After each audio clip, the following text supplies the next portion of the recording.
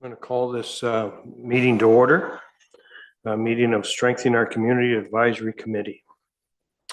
I would just like to take 1 minute of silence to contemplate the business in front of us.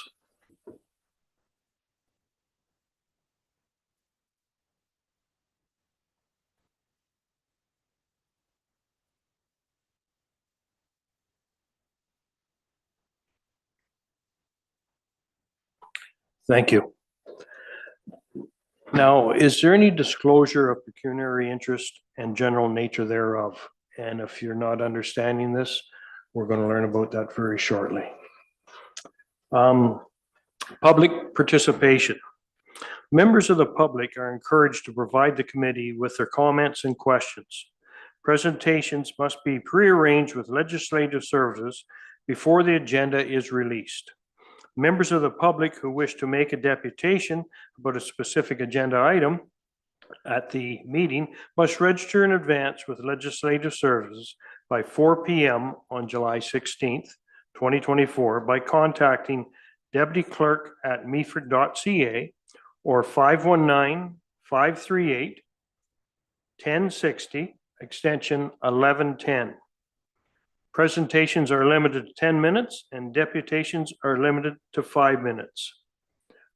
Presentations, we have none today that I know of, and nor deputations of agenda items.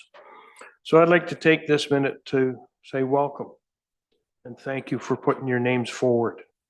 I think we'll go around the table. Starting over here, just tell us your name and just a little bit about yourself. Yes. My name's Nellie Greb. I'm the president of the Meaford Food Bank and Outreach. We moved to Meaford 13 years ago when we retired and wanted to be part of the community. So decided that this was another good outreach for myself as well as for the food bank. Beautiful. My name is Angela Forder. Can you guys hear me? Okay. I'm the Community Outreach Director for the Meaford Culture Foundation. I sit on the newly forming Main Streets Board as well. I'm Councillor Forder's wife, and that's how most of you know me. And I sit on a number of different committees throughout our community. We've lived here for about seven, almost 8 years. We moved our business up here in 2017, and we really love Meaford. Thank you, Angela. I'm Steve Bartley, councillor for the municipality of Meaford. This is my third term. Put my name forward for this committee. I think it's an important committee, and I'm looking forward to see what this group gets out of it. Thank you. I'm Rob Urig. I'm first-time councillor. Yeah, I'm kind of excited about this committee. I'm also the chair of the Strengthening our Growing Our Economy Committee. And I think this kind of goes hand in hand. All four of these committees, I think, are going to be entwined, but I think these two have a particular kind of cohesion. So quite excited about that. Like Angela, I sit on a number of committees around town, Culture Foundation and Christmas in the Bay, former Chamber of Commerce. So really, I'm looking forward to see what we can do to help strengthen our community. Thank you. Good afternoon. My name is Rick LeClaire.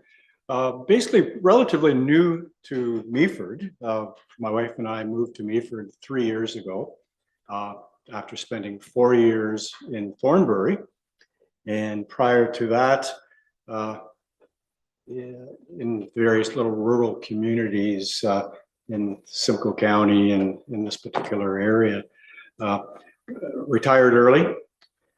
From a career in Parks, Recreation, and Culture for a municipality in York region, actually, but certainly have always gravitated to the kind of the small town, the smaller communities, but certainly have experienced the growth that those communities ultimately end up experiencing. So I kind of foresee that same kind of a scenario here in Meaford, but certainly have enjoyed immensely our time so far in Meaford, but really want to get more involved and kind of learn more about the community and share whatever I can with the folks, my neighbors in the community. Beautiful. I'm Amy Pilon. My husband puts a great deal of time into our community. He's the deputy fire chief. So our kids are now 23 and 19. So I have a little bit more free time on my hands. We've raised our children here in Meaford, and I now work from home. So I also have a little bit more free time when I'm not traveling to Markham. I work in the healthcare side of things. I work in oncology and patient support programs. So we do a lot for patients with pharmaceutical and accessing medications. And I just figured now would be a good time to, step forward and support my community as well. Beautiful. Thank you. Hi, everyone. I'm Alex. I'm the acting clerk for the municipality. Good afternoon, everyone. I'm the Director of HR and Community Services, Sarah Mahan.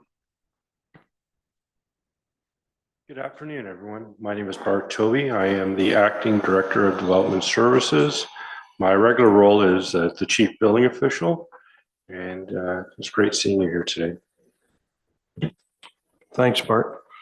At this time, I'm going to hand it over to Alex. We're going to learn about the terms of reference, roles, responsibilities, and code of conduct.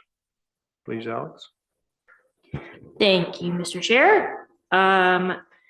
So I have the power today, so I'm just going to make sure I have control over the slides. There we go. Okay. So just by a nod or show of hands, how many of you have served on an advisory committee before? Okay, very cool. So some of this might be stuff that you already know, so I do apologize for that, but I'll try and keep it brief so Councillor Urick doesn't get mad. So orientation overview here. The establishing bylaw and the procedural bylaw are both on the agenda as sort of resources. The establishing bylaw was passed by council and it includes the terms of reference for this committee. So things like the mandate, some procedural stuff. It's essentially the sort of legislation that governs the roles and responsibilities of this committee. Every one of our advisory committees has one. The procedural bylaw is the bylaw that's sort of the bread and butter to how we run our procedures when it comes to our meetings, including our council meetings. Again, it's in the agenda and sort of there as a resource, but we won't go into it in any specific detail. It's several pages long. We'll also just touch on some legislations, the MFIPPA, Municipal Freedom of Information and Protection of Privacy Act, and the Municipal Conflict of Interest Act as well. Establishing bylaw, so we just kind of touched on that in terms of the terms of reference for this committee. Those are the sort of headings that it covers. And you probably all saw it kind of with the agenda material. Same thing with procedural bylaw. This just outlines the headings that are in the bylaw. And again, it's attached to the agenda for sort of a reference if you ever need it. Motions. This is a piece that for those who have sat on committees before are familiar with. This essentially is when we are bringing an item to the floor for discussion.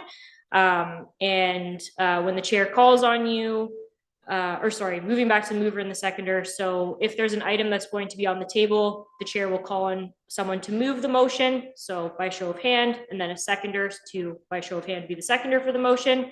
That's when the item is actually discussed. And then we'll actually put it to a vote. And that's essentially how we sort of discuss items on the agenda. We won't have any motions today, and it'll make a lot more sense as we're kind of in the flow of things. As well, you'll notice some nuances when we're speaking. If the chair calls on you to speak, you can say through you, Mr. Chair. We just have sort of some of those mechanisms that we use to have sort of friendly and productive discussion in our meetings. If you forget to say it, it's not the end of the world. We won't hold you to it, but it is sort of one of those procedural things that we do. And we'll probably get more into motions as we get more into more content throughout the meetings. So voting, this just notes that there's one vote per member, and whenever we have moved an item and we're discussing it and then the chair calls for a vote, everyone needs to vote by show of hands. The agenda review meeting is a new piece that we've introduced for our advisory committees as we've rolled them out earlier this year. So we are running the committees in sort of a 3-week cycle. So from this meeting, if we work 2 weeks backwards, we had our agenda review meeting. It was myself and Councillor Bartley. And the chair of each committee will invite a rotating member of the committee to come to the agenda review meeting. So for the next committee meeting that we have, the chair will ask one of you to attend that agenda review meeting. And this is just so that we can have more involvement from the committee with actually producing what goes on the agenda. So it's a little bit more of a process where we get to include more folks in that. This just talks about the headings that are in the agenda. So it's a list there. You'll notice that every agenda will look pretty much the same in terms of how it's structured. Preparing for a meeting. So like we just touched on, 2 weeks before the meeting, we will have the agenda review meeting. Then you'll notice that the agenda is actually published a week before the meeting. So you'll have all the content and you'll have an idea as to what we'll be discussing on the agenda, discussing at the meeting based on what's on the agenda. It's good to kind of take a read and get familiar with the content before the meeting. And then just simple things like if you can't make the meeting, let me know, etc. We don't have the ability to host hybrid meetings at this time. That's why we do have everyone come to the council chambers and meet in person.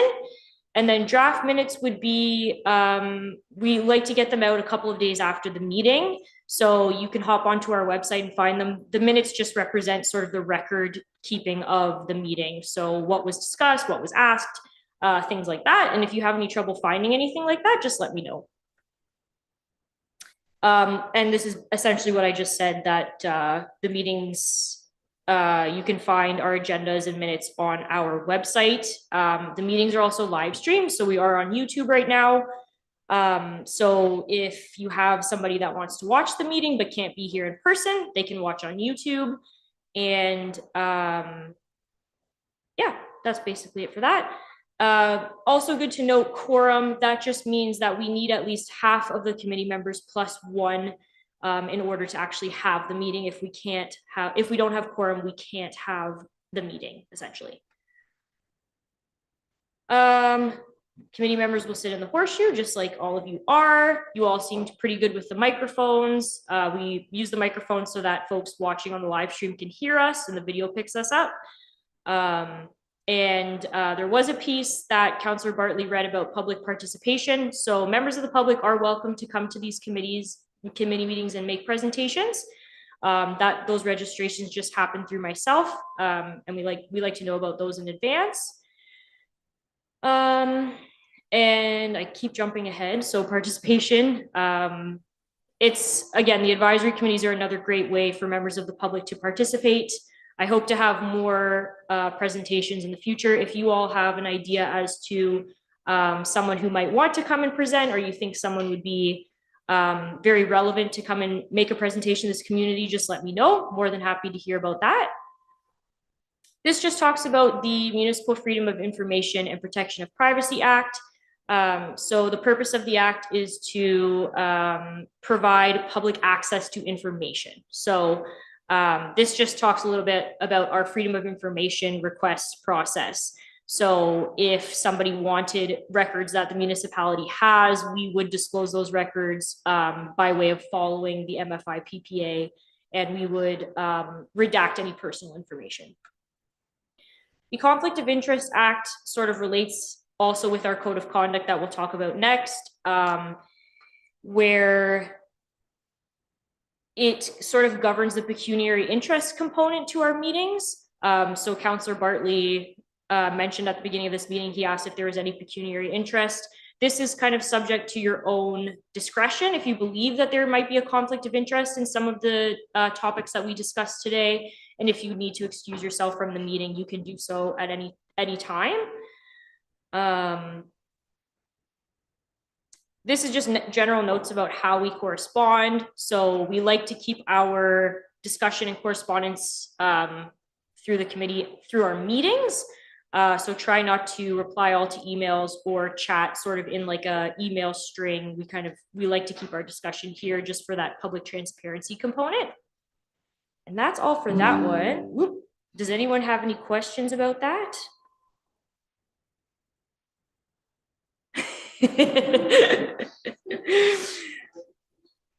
Yes, it is a lot of information, that's for sure. And of course, I have lost where I was. So just give me 1 second to find my other slideshow.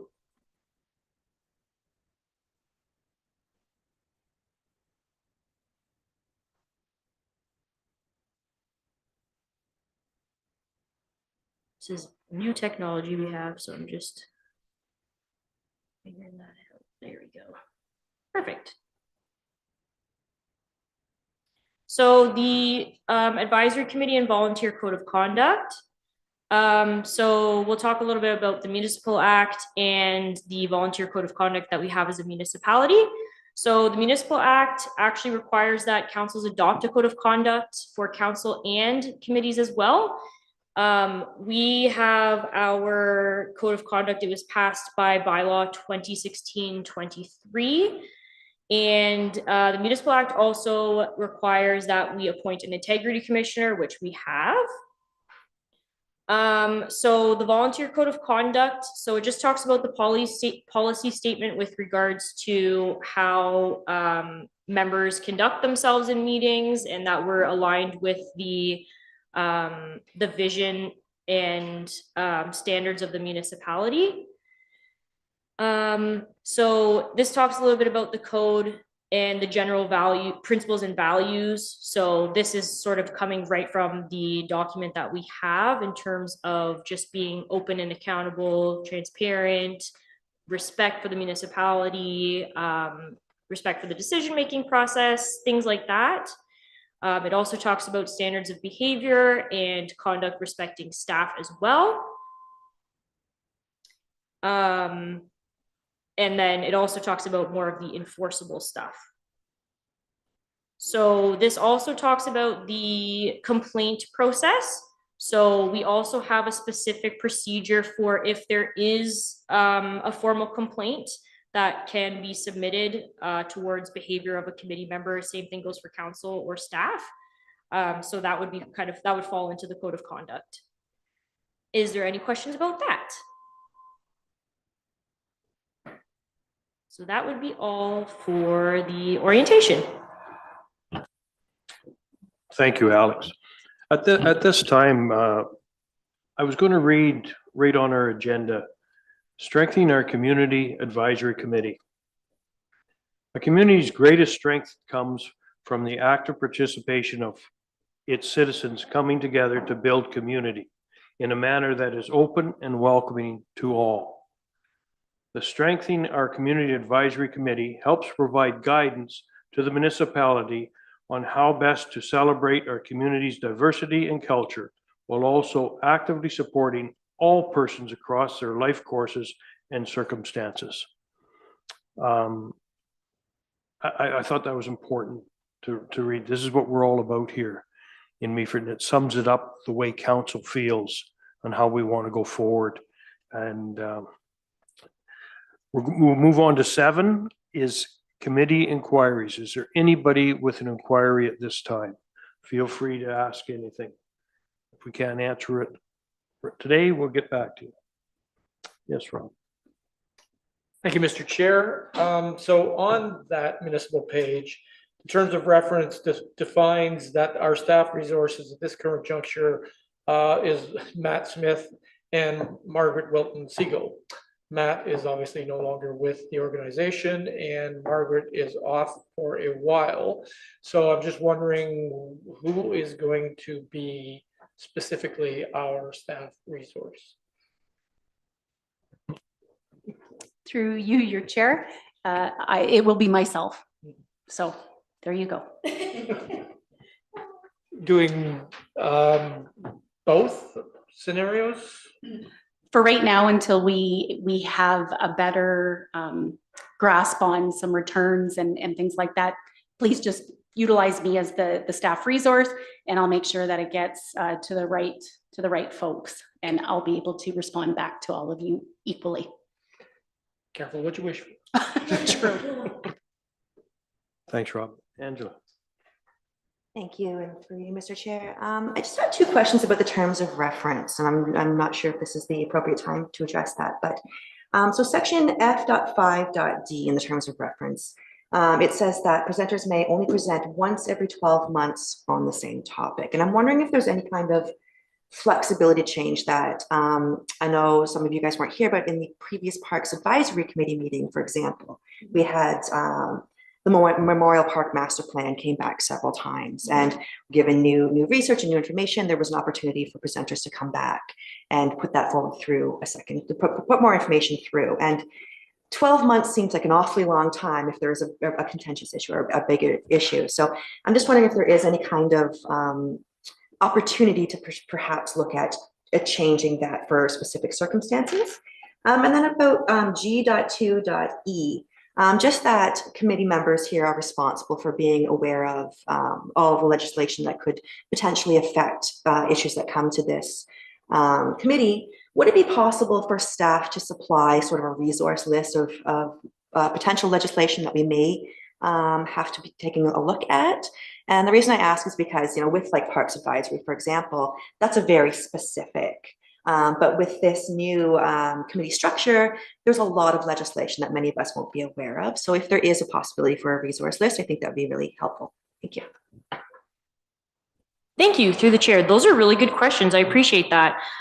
With regards to your first one for the 12-month regarding presenters, I think this piece actually came right from our procedural bylaw, and it pertains to public participation when it comes to members of the public outside of staff or committees. So I think we have that in place for council, especially because council has such a large agenda and we have to make sure that we're being mindful of the time that we have. I think for committees, there's definitely some room for flexibility if it's, let's say, a member of the public that is speaking from maybe a community group, and it kind of seems like it's a similar subject. I don't see an issue with that. I don't think we would be too strict on that. I really hope that we have a lot of presenters come to our committees. And I actually want to work on some ways to promote this channel, because I don't know how many people are aware of that public participation piece with our committees. And it essentially just helps.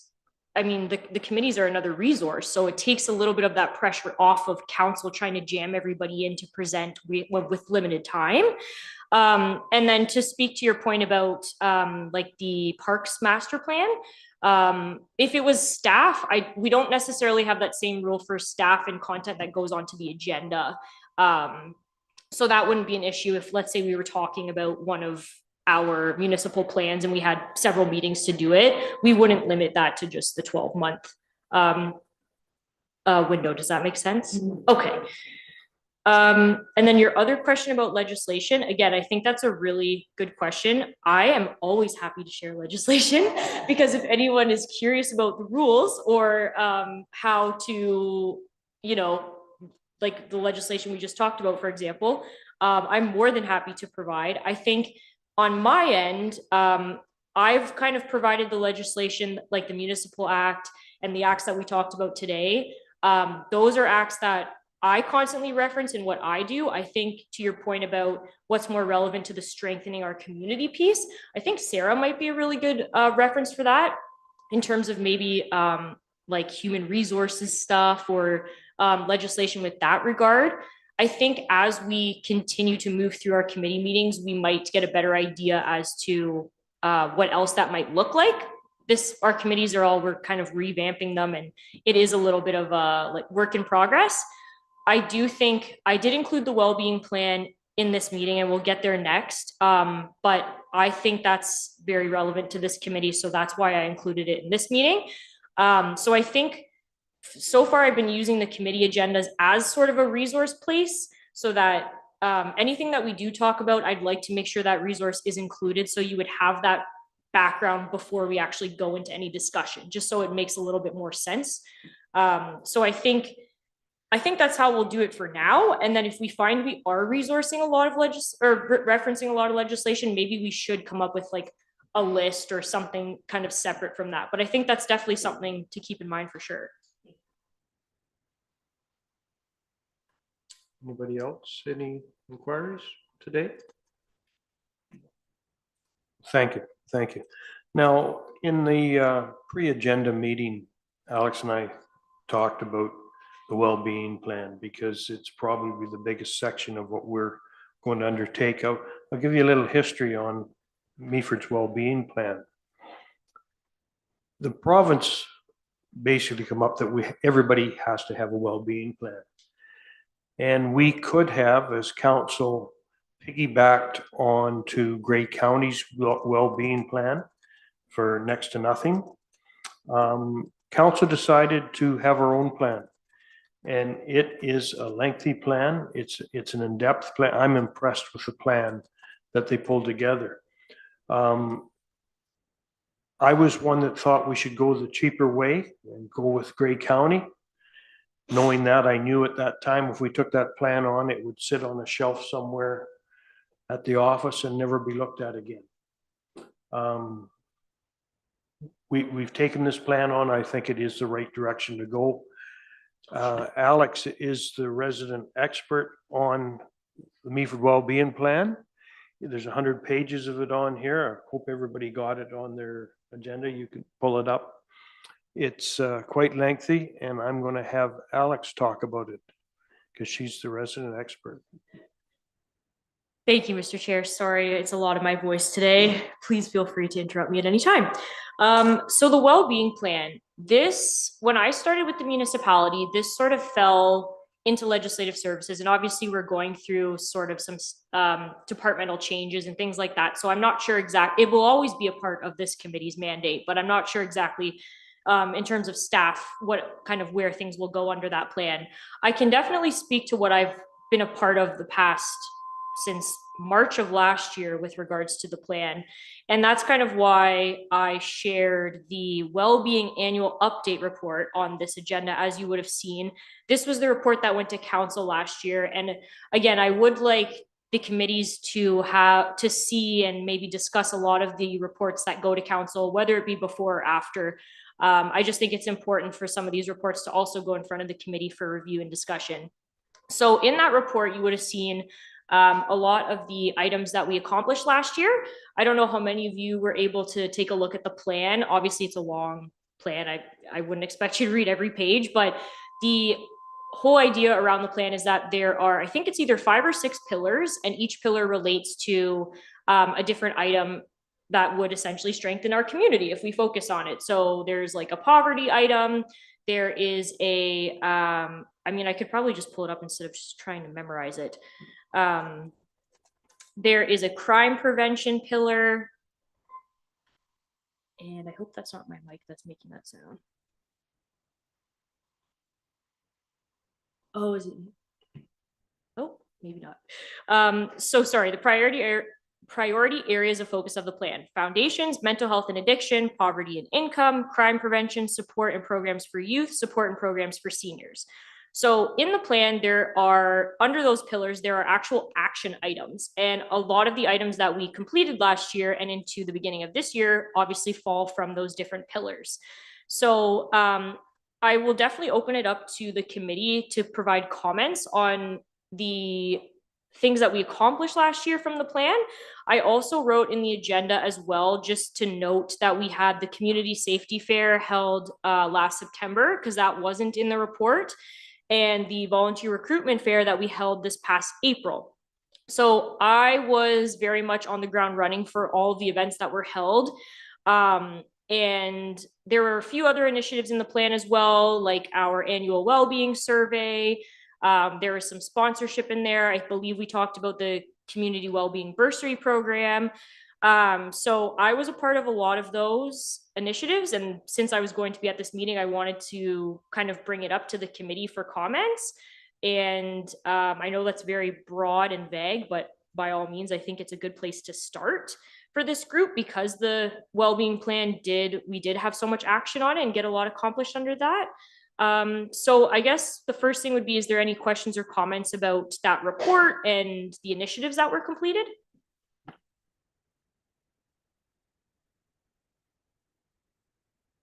Yes, Rob. Thank you, Mr. Chair. Yeah, very good comprehensive report. Thank you. What was really handy as well was going through the second part, which was kind of the update that we went through at council in 23. I guess my question is having attended the fairs, and they were very successful, and I think the community, they were well received, and I think that really bodes well moving forward. I have a question regarding, and DEI kind of fits into a lot of the different pillars, DEI, diversity, equity, and inclusion. I'm just curious. So, having just happened to sit on the Christmas on the Bay committee, we have the luxury of having Mary Solomon, who developed a extensive DEI policy statement, which I believe what the intent of that was to share with all other organizations and the municipality. And I'm pretty sure that Mary was working with Margaret on incorporating that. And I'm just curious where we are with that. Is there a specific DEI policy that is existing within the municipality that's kind of either takes from that or have our own that is a little bit separate? Once again, it's all encompassing of the pillars, but it's something that we need to recognize from a well-being perspective. That's our face forward. What is our DEI policy? What is our grand statement about that? And I'm just wondering, I don't know whether that got anywhere through the conversations with Mary and Margaret. I know they sat on a committee, and I know that Margaret talked about adopting a lot of that, but just curious if anybody knows where that's landed or whether we should look to take that up again. Thank you. Through the chair, sorry, I just chimed right in there. I do remember exactly that. And it was right around the time that I started with the municipality. I think what I'll need to do is just look into where that went and sort of where that landed, I guess you could say. I don't know that it was ever actually formally adopted by the municipality. So I'll have to look into that, but I think that's a very good thing to bring up and would probably be very relevant for this group. So thank you. I think that would be good content to maybe discuss. Okay. Again, Mr. Chair. So what I can do, and I don't even know if you have the actual DEI policy Christmas on the Bays, because I could forward that to you because it is a boilerplate of something that already exists. So we're not reinventing the wheel. It's a very solid policy statement that is pretty in depth. So if you want, I can kind of at least supply that for a starting point. I appreciate that. And I think I have it unless it's changed again. But Mary tends to update it every time we have a meeting. Yeah. And I speak with Mary all the time. So I have no problem following up with her because Good. I just did a quick search and I do have what she provided us. Good. So yeah, maybe we'll take a closer look at that. Even for the next meeting, if Councillor Bartley, whoever you choose to come to the agenda review, maybe we can think about putting that on the next agenda as well.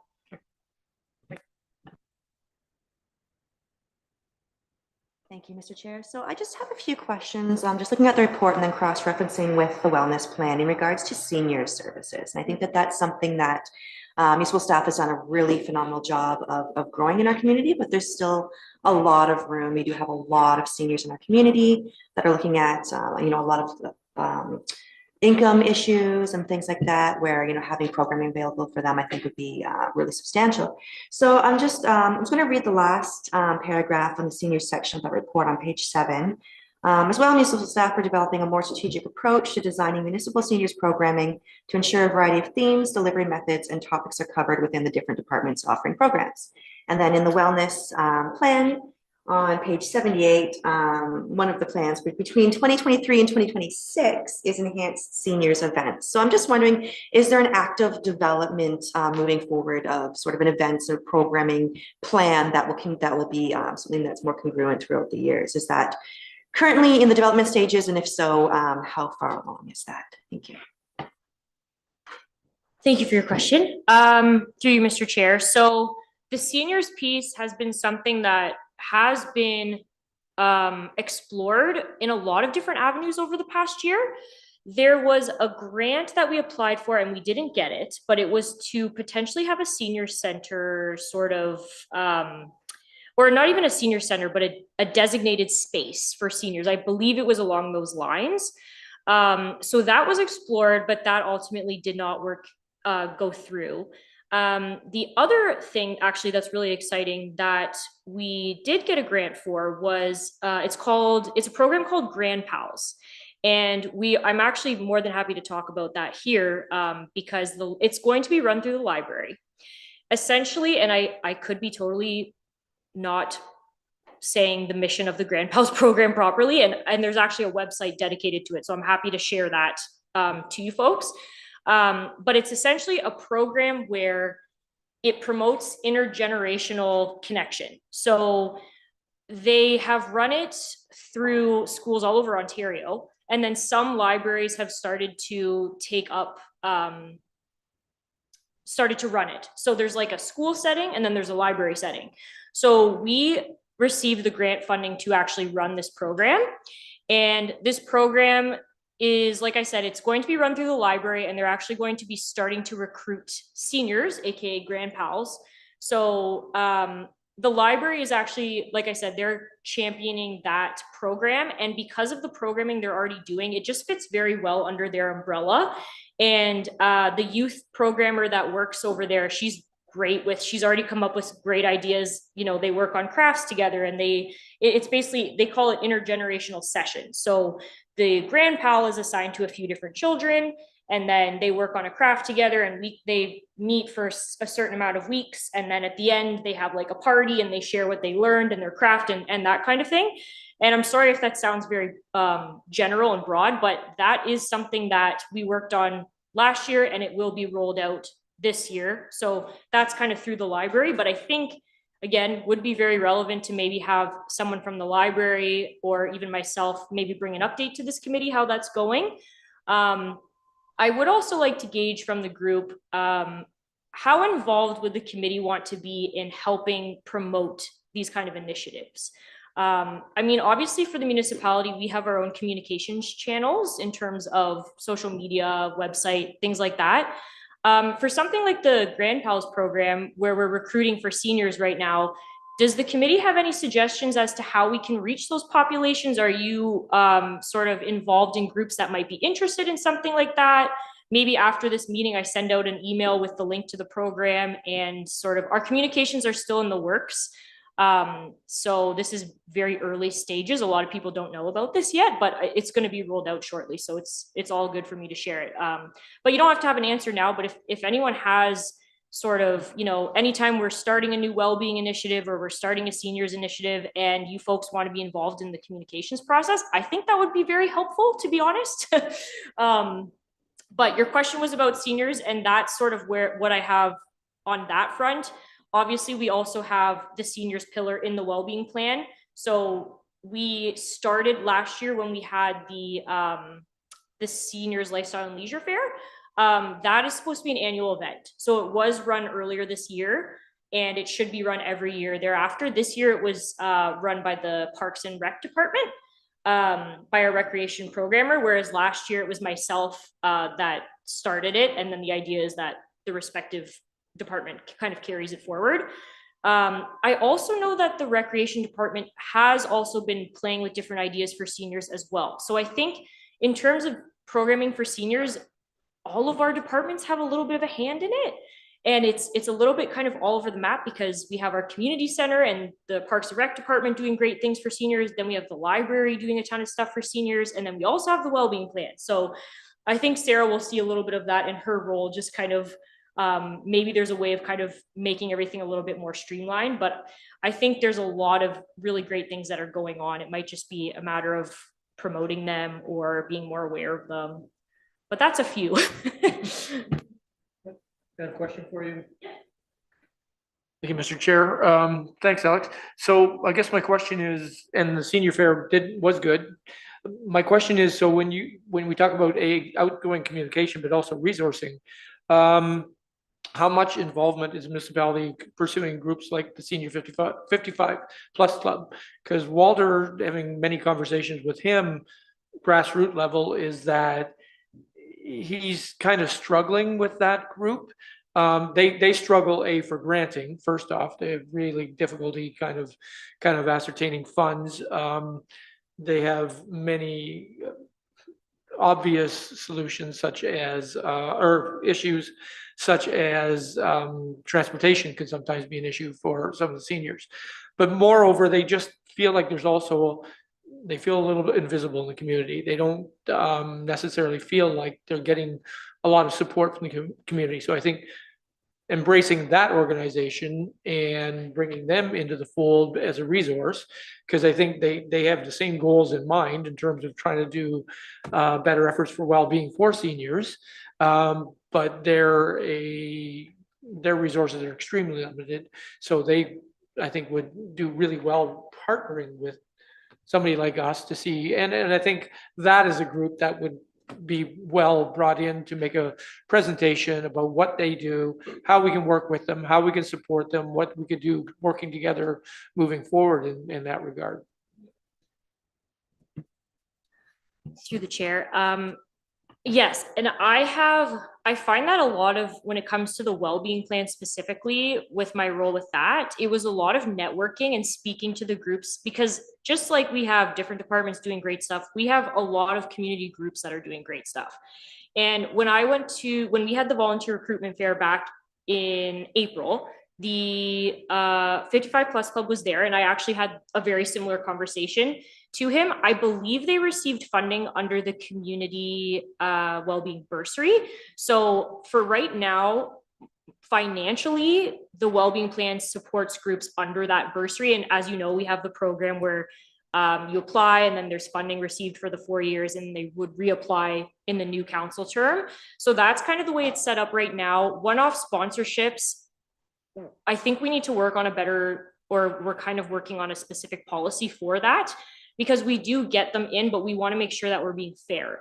And the same thing kind of goes for the municipalities' support for groups. So when we have, for example, when we had our volunteer recruitment fair, that event specifically was very much centered around supporting groups in the municipality, where we provided a venue for the groups to come, and they needed volunteers. So we basically gave them the venue, we gave them some snacks and drinks to hand out, and we let them do their thing.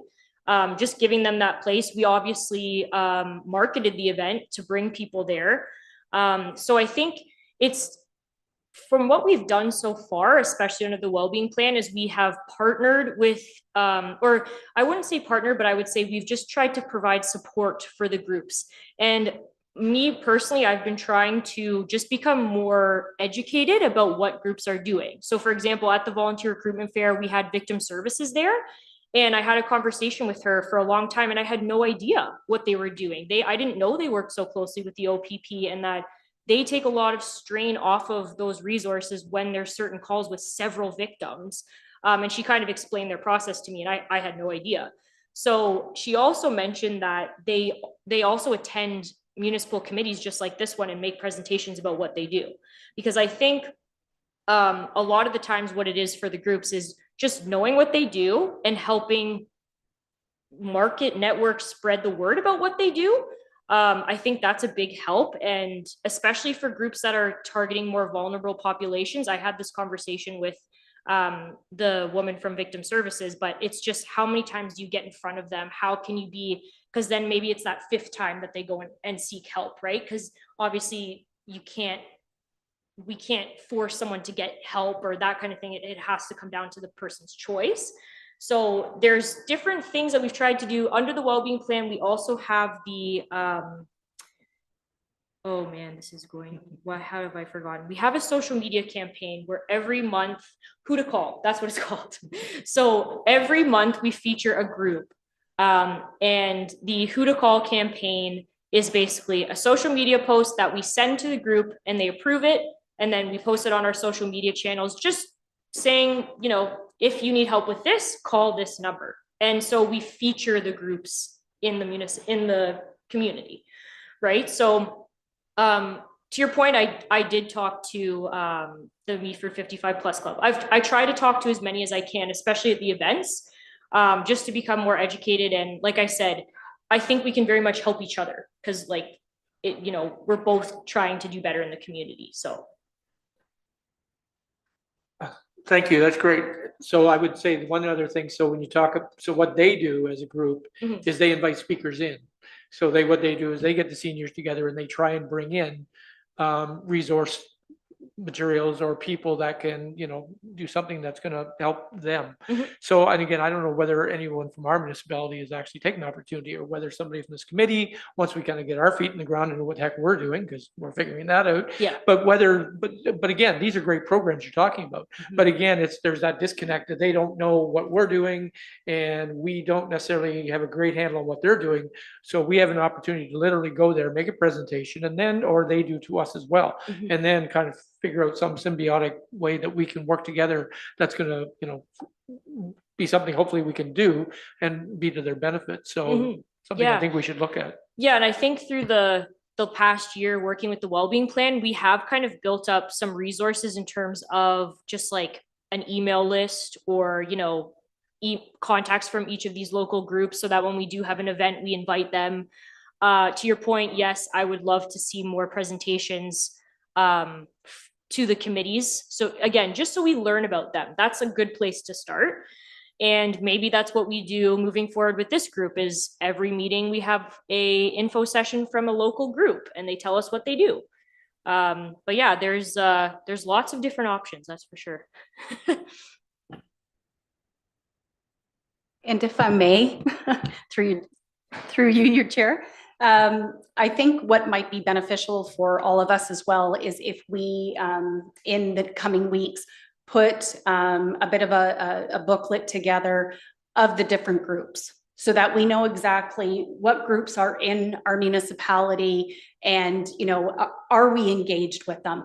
What are their mandates? Do they align with our priorities for this committee, and how they could align if they don't align, and how we could better work together. So I think, that's something I would propose that we can work on and bring to this committee so that you are all well aware as to the groups that we support.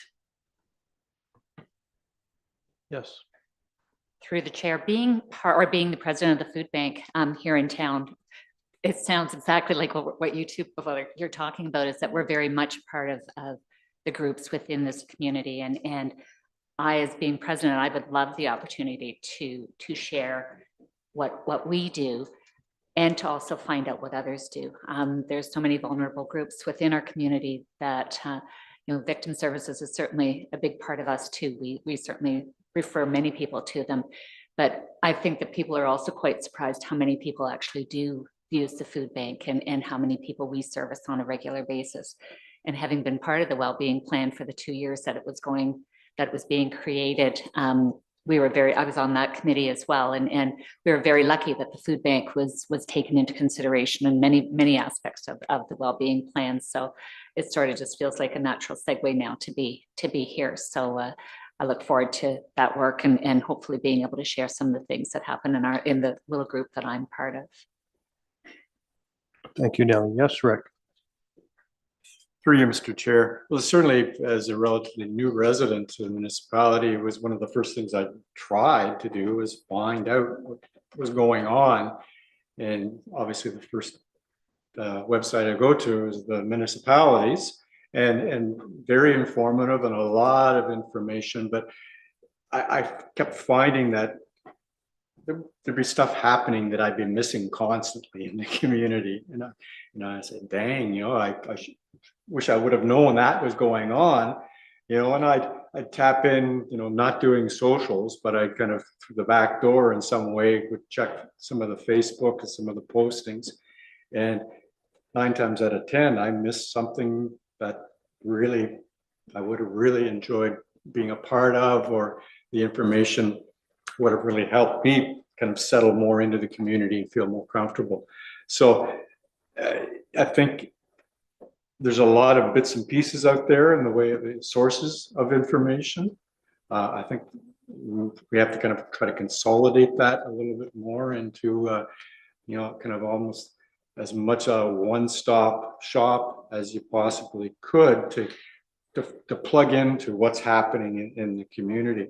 there's was some special events and stuff, things that are happening in the harbor and stuff that I find out about, 2 days later after they happened.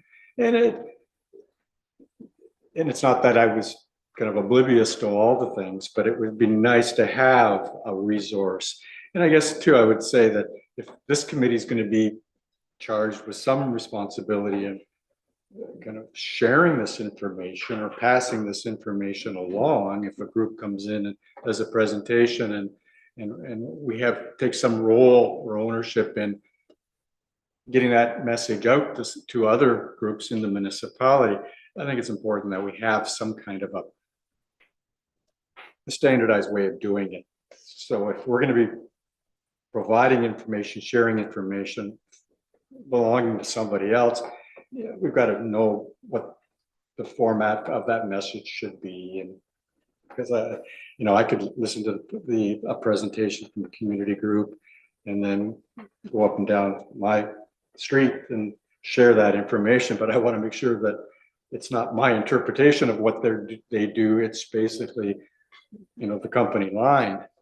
So just really important to have a little bit more of a centralized resource. There's a lot of them in the community. It's just maybe a more direct way of plugging into what's happening, who's doing what, in an updated fashion.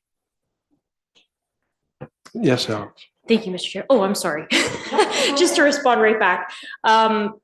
That's a really great point, and that's definitely something that we've noted as well. Just to piggyback off of Margaret's sort of vision and kind of what we were working on within the wellbeing plan, we have a wellbeing website. It's kind of a microsite to the municipal website, and something that we wanted to work on was actually a resource listing page where we had a little bit of information from all the local groups in one spot. And to your point, we don't want it to be our interpretation.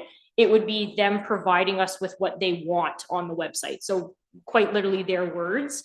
I've also tried my best to do that as well. If we have something like the volunteer recruitment fair or an event where several groups are coming, we want to make sure that they are giving us the messaging that we are sharing. We don't want to, put our interpretation or whatever the case is. So the resource listing was a big one. And to add on to that who to call campaign, something that Margaret also was hoping to work on would be to actually have a physical handout that we could give members in the community. So let's say our bylaw officers have the handout, and if there's somebody in help that needs help, they can give it to them.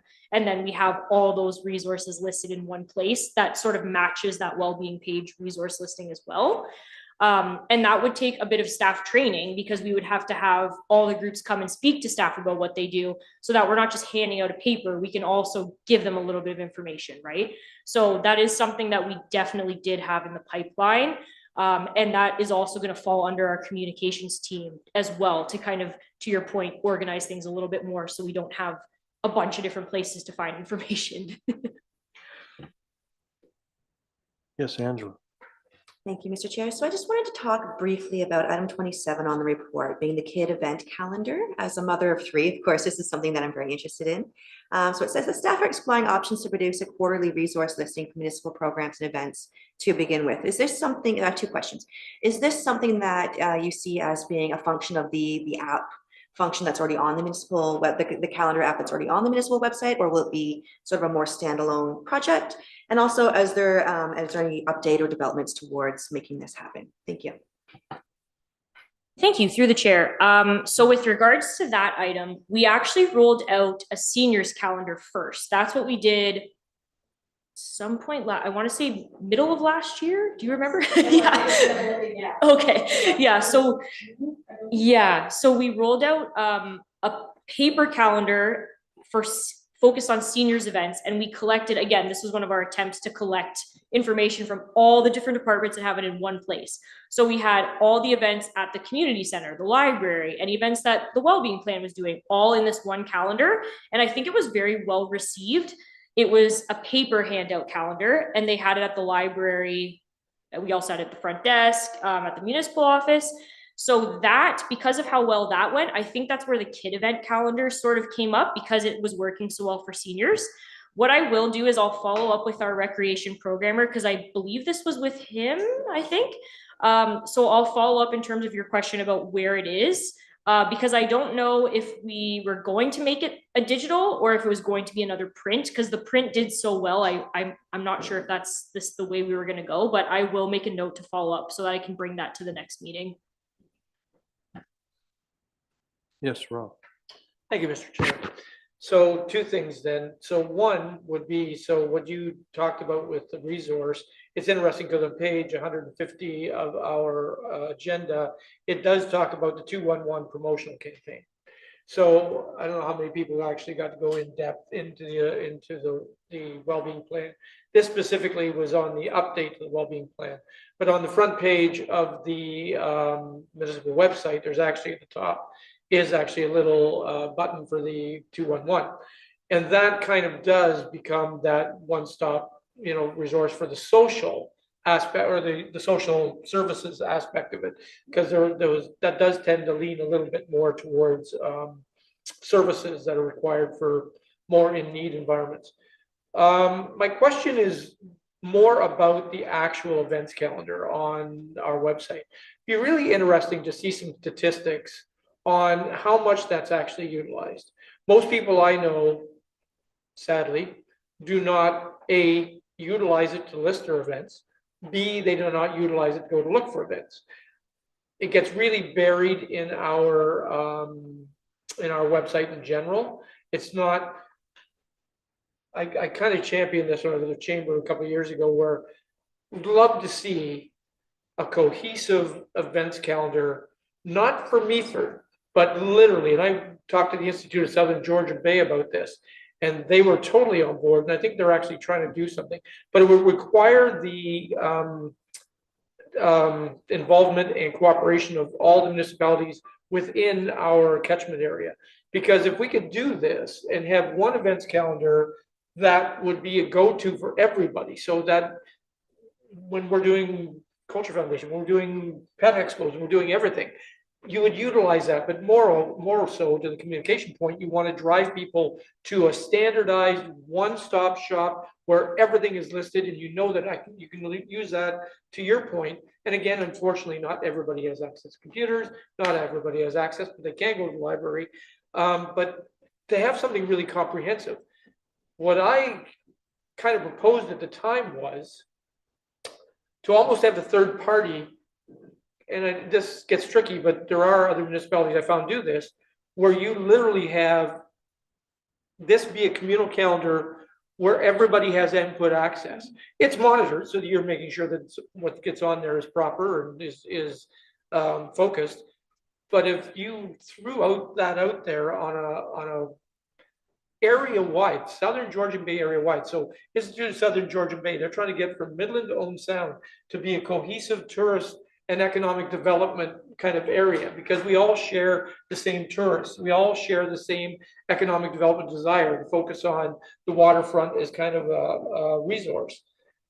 And if you had that kind of calendar where people are going to an event in Collingwood, oh, look, there's something on Meaford that same weekend, you hit two. But we all do our own things, and nobody goes here and then goes there and then goes there and goes there.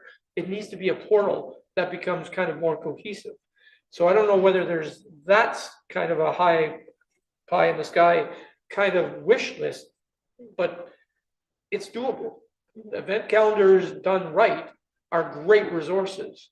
And it's not just, it can be social services as well as just truly recreational events, but there's gotta be an emphasis to do it and then to communicate it. I will say as well, to your point, Rick, that the one thing I think we have, and I will kind of tout a little bit, what's happened in the municipality in the last few months, there's been some kind of large changes in terms of staffing, and we now have a communications director that now has a mandate, I think, of being more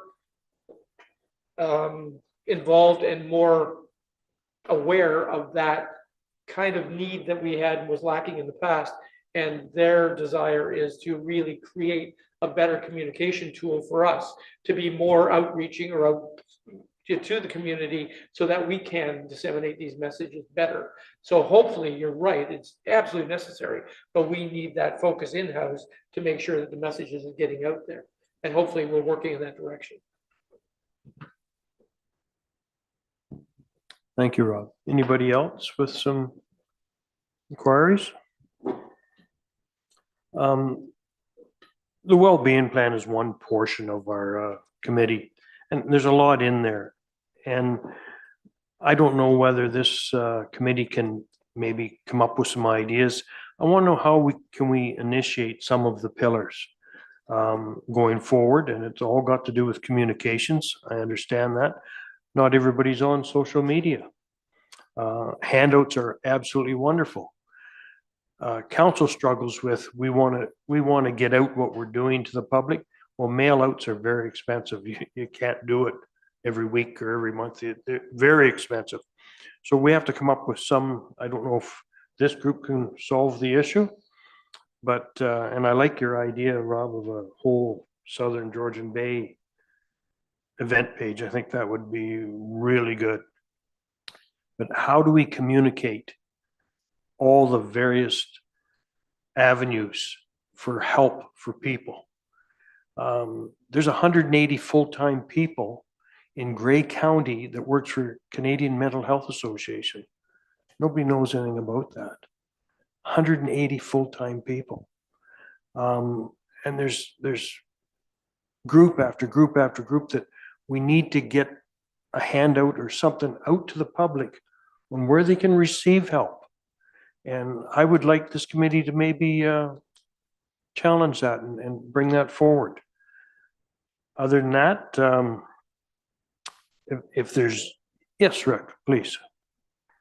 Just again, through your point, I guess the question I'll throw out, the various media that supports and reports and provides services to the community. When a lot of the research was being done as to, is there any stats that identify just how many people listen to the radio stations that kind of service this particular part of the world, or certainly the local press as well? Those are all ways, again, of getting information out, and it could be, for example, in the radio scheme of things, a weekly feature that highlights what's happening in the community.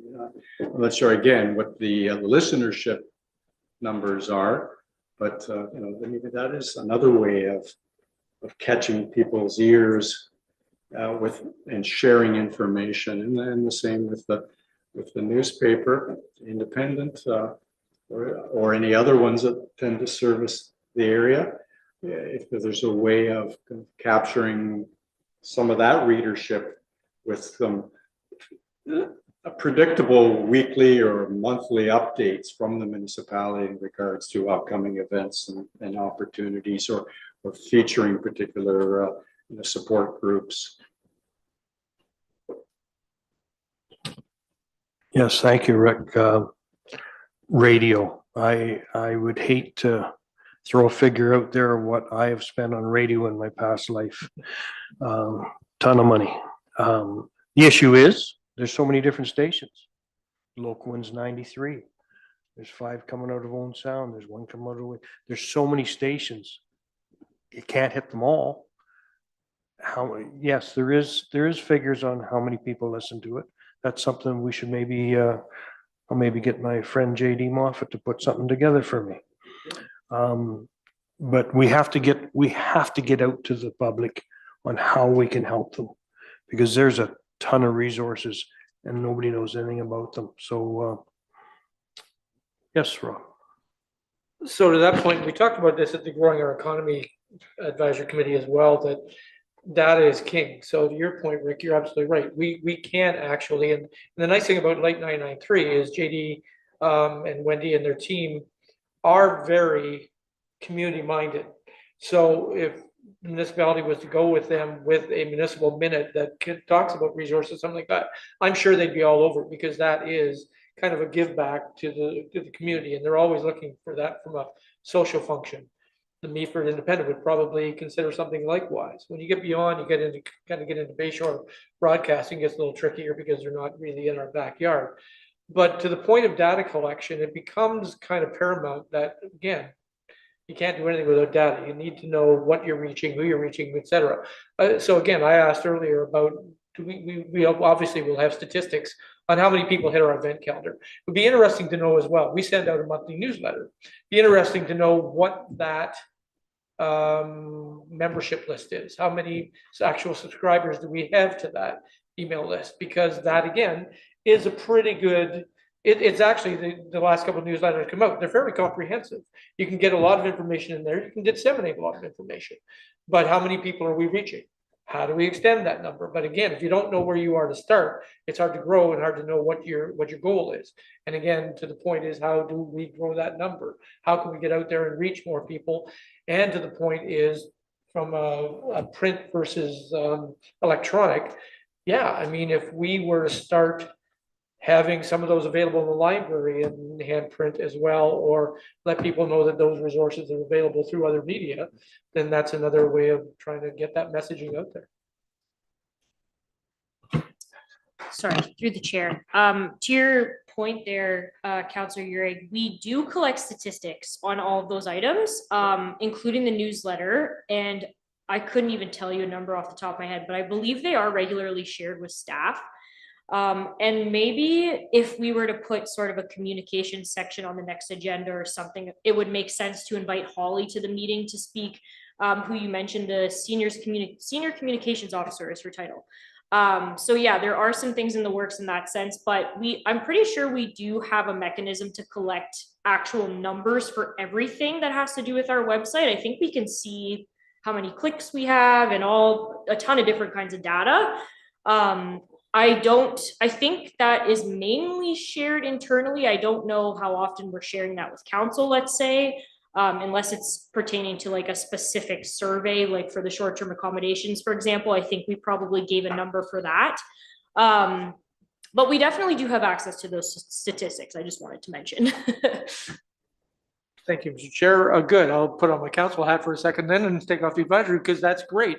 Because that's something, you're right, I don't think we've ever really seen that at the council level. And I think that's valuable information to have. So once again, we know there's 11,500 residents in the municipality. It'd be interesting from both this and that perspective. How many people are we reaching? We need to know that we're having value for what the initiatives we're trying to put forward. And if we're not, how do we grow that to, kind of expand that base to make it more successful? So I think, yeah, those stats would be very helpful to me anyway. Even, sorry, through the chair, even through, so through the newsletter, we recently introduced a Stay Connected campaign where there's actually a web page on our website where members of the public and staff and whoever can subscribe to agendas for whatever committee they choose and council. So just like how I published the agenda for this meeting, you all had an e-notification. So we've had the Stay Connected campaign promoted in our past few newsletters, and we've seen an increasing number of people enrolling to receive those notifications. So I do notice that when something goes in the newsletter, we do see sort of an increase in activity depending on what we're promoting. So yeah, the newsletter is a really good one. Beautiful, thank you. Is there any more inquiries from any committee members? There's a couple things I would like to do. Alex, you're the gavel holder. Like Rob and I would like to co-chair this committee in case one of us isn't here or whatnot. Is that something we bring up now, or does it have to go on the agenda for the next meeting? I don't have a problem with that if the two of you would like to share that responsibility.